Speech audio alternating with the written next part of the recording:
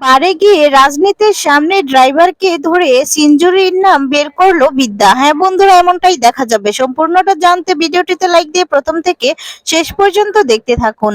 ধারাবাহিকে শুরুতেই দেখা যাবে যে রাজরূপ তো বিদ্যাকে ফোন করেছে। বিদ্যাকে ফোন করে বলছে যে বিদ্যা, আমি তোমার সঙ্গে এক্ষুনি দেখা করতে চাই, তুমি কোথায় আছো? বিদ্যা তখন মনটা খারাপ করে বলছে যে কলেজেই আছি। রূপ তখন দেখা যায় বলছে ঠিক আছে, আমি কলেজেই আসছি, তোমার সঙ্গে দেখা করব। এবার তো রাজরূপ ফোনটা রেখে দিয়েছে। রাজদেব বাবু তখন রাজরূপ কে বলছে যে তুই কিন্তু আমার ইচ্ছের বিরুদ্ধে গিয়ে দেখা করতে পারিস না ওই বিদ্যার সঙ্গে।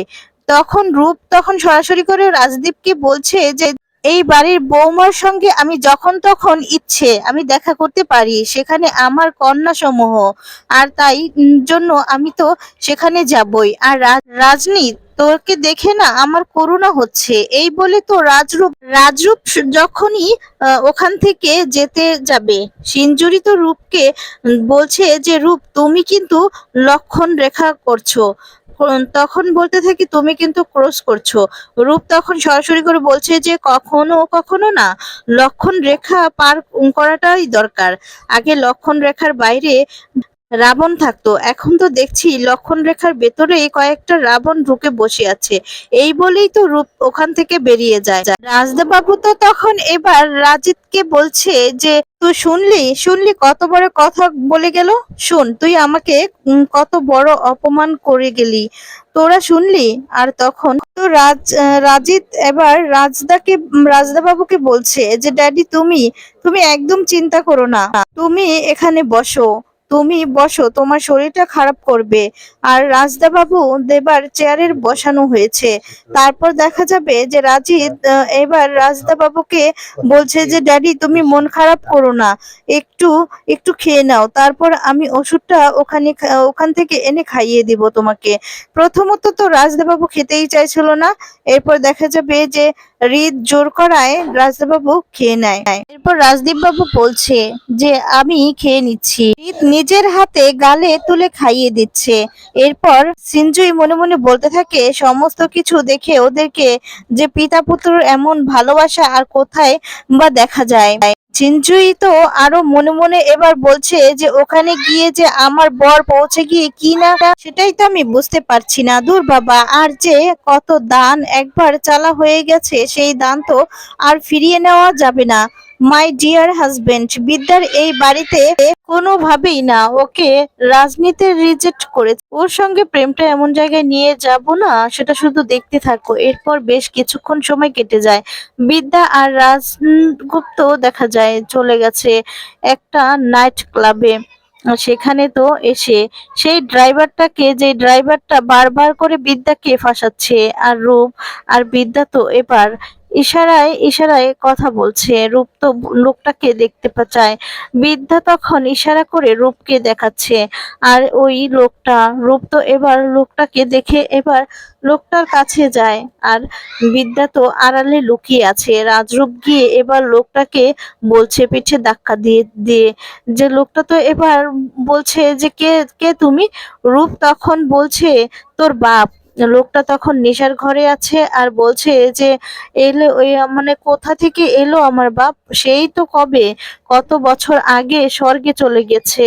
আর তখন বলছে যে বাপ তো এবার রাজগুপ্ত, তোর বাপ, তুই পিছন দিকে তাকা। রেগে গিয়ে বলছে রাজগুপ্ত সঙ্গে সঙ্গে লোকটার কলার ধরে টানতে টানতে সাইডে নিয়ে আসে। আর লোকটা তখন বলছে যে কোথায় কোথায় নিয়ে যাচ্ছ আমাকে? রূপ তো এবার ধমক মারা শুরু করে দেয়, আর দিয়ে বলছে যে লোকটার হাত থেকে মদের গ্লাসটা নিয়ে লোকটার মুখে পুরো ঢেলে দিয়েছে।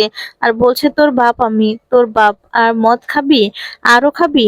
লোকটা তো এবার খাচ্ছে আর বলছে যে আমাকে মারছেন কেন, আমাকে ছাড়ুন। তখনই সেখানে বিদ্যা চলে আসে। বিদ্যা এসে ড্রাইভারটাকে বলছে সবে তো শুরু হলো, এটা তো সবে ফার্স্ট রাউন্ড। লোকটা তো এবার বিদ্যাকে দেখে পুরো ঘাবড়ে গেছে, বলছে যে আপনি? বিদ্যা তখনই দেখা যায় নেশা কেটে যায়, তাই না? আর তখন বিদ্যা বলছে নেশা কেটেছে, তাহলে এতক্ষণে কতগুলো পেয়ে খেয়েছেন, মানে খেয়ে নিয়েছেন বলুন তো আমাকে?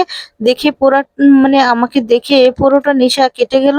এইসব কথা বললে দেখা যায় বলতে বলতেই তো বিদ্যা একটা ঠাসিয়ে লোকটাকে চড় মারে। লোকটা তখন বলছে যে, "আরে বাবা আমাকে মারছেন কেন? আর ইনি কে?" রূপ তখন বলছে, "আমি যে তোর বাপ, এ কথা আমি তোকে কতবার বলবো? এই যে বললি না যে তোর বাপ মারা গেছে, আমি তোর বাপ হয়ে শাসন করতে এসেছি তোকে।" বিদ্যা তো এবার এদিকে লোকটাকে বলছে যে, "কার জন্য তুমি কাজ করেছো?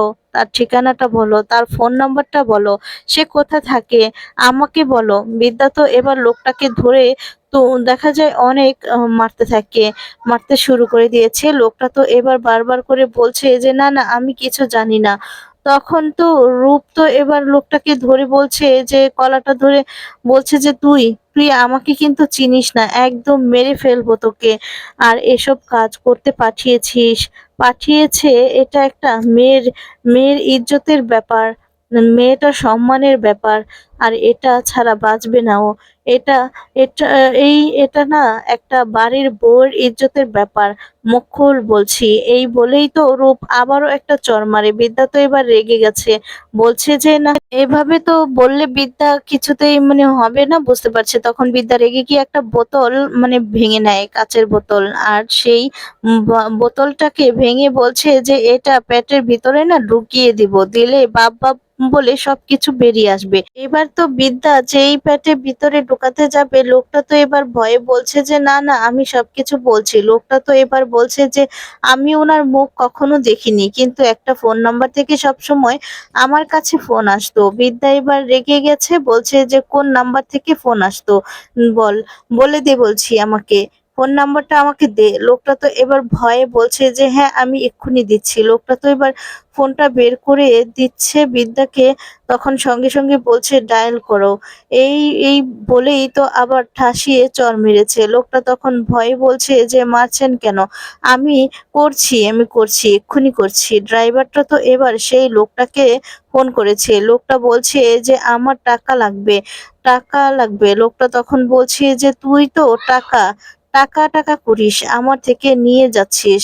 তোর আবার কিসের টাকা লাগবে এত বলতো?" ড্রাইভারটা তখন বলছে যে, "হ্যাঁ, আমার টাকা লাগবে, দিতে হবে।" বিদ্যা তো তখন দেখা যায় সামনে বোতল ভাঙাটা নিয়ে দাঁড়িয়ে আছে। অন্যদিকে লোকটাকে বলছে যে, "তোর কত টাকা চাই?" ড্রাইভার তখন বলছে, নাটক করে বলছে যে, "আমার কমপক্ষে 10,000 টাকা চাই।" তখন তো দিতে রাজি হয়ে যায় আর বলে, "তুই শুধু টাকা পেলেই মদ খাস, তাই তো? আর ফুর্তি করিস, এসবই তুই করিস, তাই না?" ড্রাইভার চিৎকার করে বলছে যে, তাড়াতাড়ি আমাকে টাকাগুলো দিন।" এরপর বলে, "ঠিক আছে।" এরপর ফোনটা কেটে দেয়। এরপর বিদ্যাকে বলছে যে, "আমার কাজ তো হয়ে গেছে। এবার আমাকে কি করতে হবে?" বিদ্যা তো সঙ্গে, সঙ্গে দেখা যায় এবার ড্রাইভারকে বলছে যে, "এবার তোকে আমার সঙ্গে যেতে হবে।" এই বলেই তো রূপ ড্রাইভারটাকে টানতে, টানতে ওখান থেকে নিয়ে চলে যায়। বিদ্যা তো এবার একার মতন করে একা বলছে যে, এবার তো তোমার পালা।" কর্নিশ বিশ্বাস যে কি যেন অপরদিকে দেখা যাবে তোমার নাম ওই কবি। তুমি তো কোনোভাবেই ছাড়া পাবে না। কবিতা লিখেছো কিনা জানি আমি। আর তবে আমি যে কবিতা লিখবো না সেটাও তুমি সারা জীবনের মতো মনে রাখবে। একজন অ- বাড়ির বউর জন্য অনেক বড় সম্মান, একজন নারীর সম্মান হানি করেছো তুমি। তোমার জন্য যে অনেক বড় শাস্তি ওয়েট করছে, অনেক বড় শাস্তি। অপরদিকে দেখা যাচ্ছে যে রাজনীতির তো কিছুতেই ঘুম আসছিল না, তখনই ফোন করেছে বিদ্যাকে। এরপরে দেখা যায় বেশ সঙ্গে সঙ্গেই রাজনীতির বাবা চলে এসেছে। এরপর ফোনটা কেড়ে নেয়, কেড়ে নিয়ে অনেকগুলো কথা শুনিয়ে দেয়। এরপর এদিকে রাজদীপকে বলছে যে, "আমার থেকে তোর বউ বড় হয়ে গেল, তাই না?" আর তারপরে দেখা যাবে যে সে আবার ফোন করে বলে আসলে ফোনটা চাপ লেগে চলে গেছে। তখন বিদ্যা খুব কষ্ট পায়।